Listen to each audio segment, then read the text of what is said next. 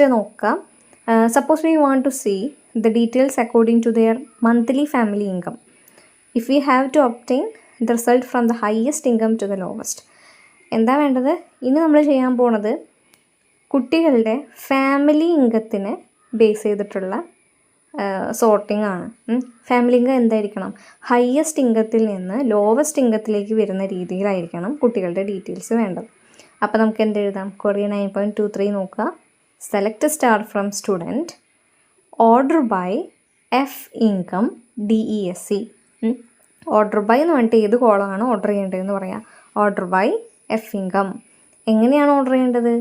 ഡിസെൻഡിങ്ങിലാണെന്ന് പറഞ്ഞിട്ടുണ്ട് അല്ലേ? വലുതിൽ നിന്ന് ചെറുതിക്കാണ് വേണ്ടതെന്ന് പറഞ്ഞിട്ടുണ്ട്. അപ്പോൾ നമ്മൾ DESC എന്ന് പറയുന്ന കീവേഡ് അവിടെ വെക്കണം.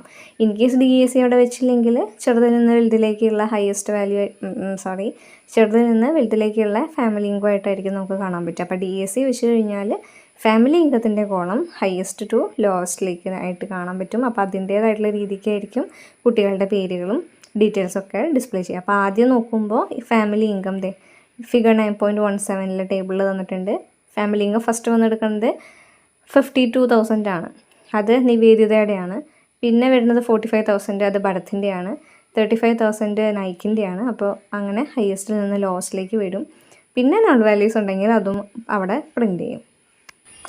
ഇനി നെക്സ്റ്റ് നോക്കുക, ക്വസ്റ്റ്യൻ വരുന്നത് നോക്കുക. If we need A course based listing of students in the alphabetical order of their names. അപ്പോൾ നമുക്ക് എന്താ ചോദിച്ചിട്ടുള്ളത്?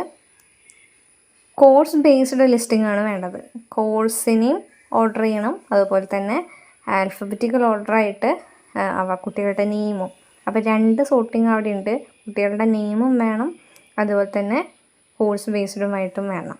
അപ്പോൾ നമുക്ക് ക്വറി എഴുതാം. Query 9.24 select name comma course രണ്ടും ഡിസ്പ്ലേ ചെയ്യുന്നുണ്ട്. അപ്പോൾ name course, select name comma course from student, order by course comma name, course comma name. അപ്പോൾ ഇവിടെ ഫിഗർ 9.18 കോഴ്സ് ബേസ്ഡ് അല്ലേ? അപ്പോൾ കോഴ്സിൻ്റെ ആൽഫബറ്റിക്കലും അതുപോലെ തന്നെ നെയിമിൻ്റെ ആൽഫബറ്റ്സ് അവിടെ കീപ്പ് ചെയ്തുകൊണ്ടുമാണ് നമുക്ക് എന്ത് വന്നിട്ടുള്ളത്? റിസൾട്ട് വന്നിട്ടുള്ളത്.